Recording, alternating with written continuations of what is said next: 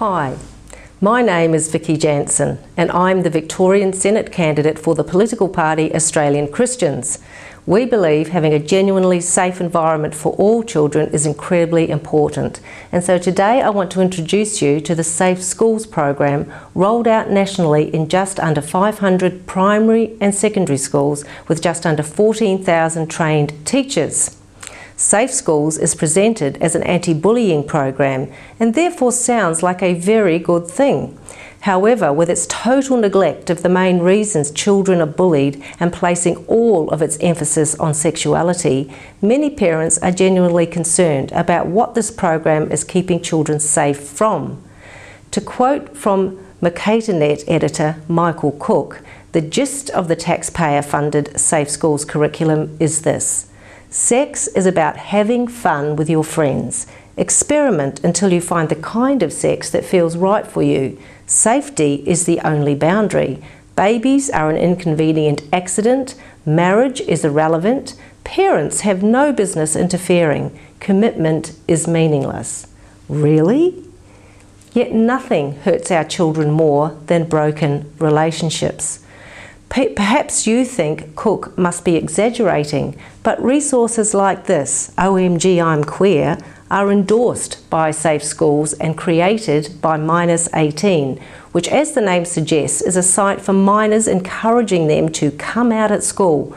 It's all about following your feelings. Allow me to quote from the School Aid, which provides the distinction between sex and gender. Sex is your physical aspects, that is your wibbly wobbly bits. Yes, it says that. And gender is how you feel in your mind in terms of masculine and feminine. This booklet goes on to say your gender, that is how you feel, is a way of expressing yourself. Children are told sexuality may be fluid, that is always changing, and this is a pretty cool thing. The final word is embrace it. Whatever you think about that, many parents would not approve of the controversial content instructing children to do it when they feel ready, quoting no minimum age in the resource booklet and presenting a very casual attitude to sexually transmitted infections. Children are told these can be treated simply with 1 injection or 2 tablets, in other words, no big deal. Apparently, STIs are quite common and just part of life as a sexually active individual. Many parents will be concerned about this casual approach to multiple sexual partners because we all know casual and broken relationships cause emotional pain, contradicting the promises rainbow imagery may evoke. The curriculum is quite explicit. Let me quote, "Penis and vagina sex is not the only sex and certainly not the ultimate sex. Virginity is whatever you think it is. In this school program, science and biology are replaced with feelings." Quote. Ultimately, it's about what feels right for you. End of quote. Let me read a portion from page 10 of this booklet, OMG I'm Queer, which is a Safe Schools resource. Honestly, there is just no way of telling if someone is a virgin. I'm bisexual, so I ended up thinking of myself as having 2 virginities, my first time with a chick and my first time with a dude. How do you think about it is really up to you. Unsurprisingly, not all parents agree with these views on sexuality. I've received a number of calls from distressed parents in Victoria, and I assume the Education Minister, the Honourable James Merlino, has also, because he's given Victorians the assurance that Safe Schools Victoria does not teach sexual practices, provide information about chest binding, or encourage students to cross-dress. But some of us have evidence to the contrary. For example, parents of children attending Pakenham Lakeside Primary School tell me a completely different story. They were shocked to hear how a teacher provided boys' clothing for the girls to wear and girls' clothing for the boys to wear in class so they could act out the other gender to see how it feels. Many parents would not approve of normalising cross-dressing in school, but as other parents have discovered, teachers don't need parental permission for this activity because it's in the curriculum. Please note, Mr. Molino. These Safe Schools posters encourage cross-dressing and using the toilet of your choice according to your felt gender. While all this may be occurring in the name of sexual sensitivity, it completely overlooks the socially conservative and various faith and ethnic communities and their sensitivities. Nobody should be bullied for any reason, and that includes children who are socially conservative and offended when asked to cross-dress by a teacher. As a parent of a Year 7 boy at Sherbrooke Community School confided in me, our politicians should consider those who are just not emotionally equipped to deal with this program and the adult content. One boy at the school, who suffers with mental health issues, was traumatised after the boys in the class were asked to make model vaginas with plasticine, Play-Doh and pipe cleaners. The girls were also asked to make a model of male genitals with the same materials. There's not much room for cultural, religious or individual sensitivity or just plain modesty in these classes.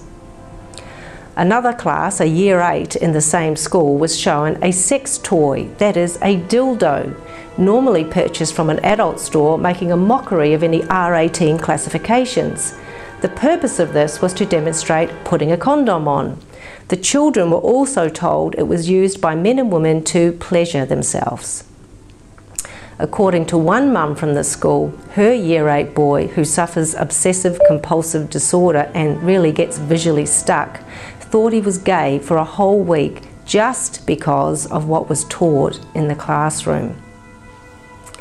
Despite the Education Minister's comments, one of the most shocking things of this taxpayer-funded program is the instruction on 7 ways to bind your chest. This is designed to help girls who think they might be a boy to stop their breasts from developing and is extremely dangerous, potentially life-threateningly dangerous. If it were foot binding mutilating a young child, the Human Rights Commission would be all over it. But breast binding? Let's just call it diversity.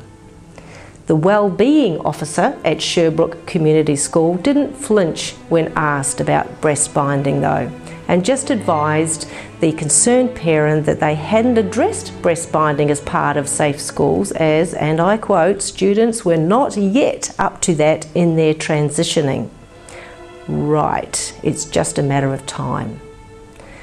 Let's stop and think about what sort of citizens will be produced by teaching children to just follow their feelings.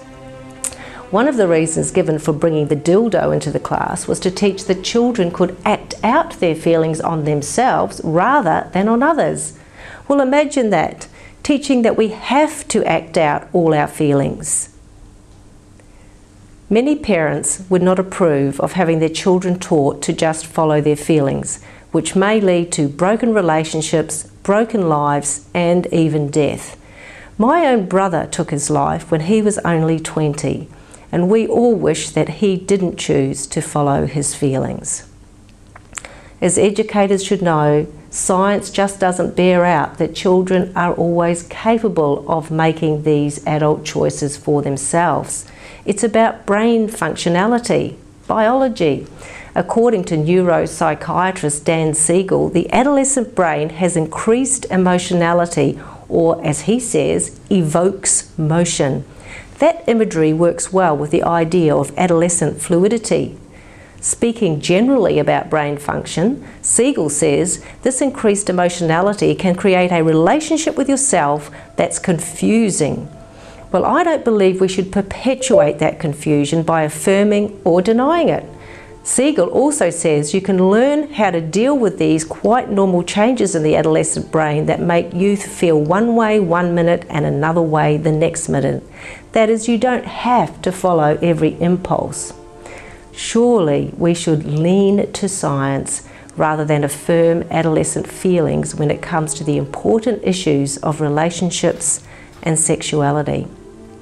Encouraging children to come out at school while developmentally their brain function may still be limited in its ability to control emotions, impulses, or make moral decisions, does not seem responsible. As the American College of Pediatricians notes, while up to 26% of young children may have sexual identity uncertainty, only 2 to 3% actually settle into identifying as homosexual. That means 23 to 24% of those 26%, the vast majority who are sexually confused as young people, ultimately settle into a heterosexual life.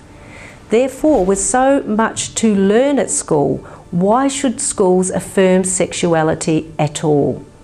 The over-sexualisation of our children in society is already a huge problem.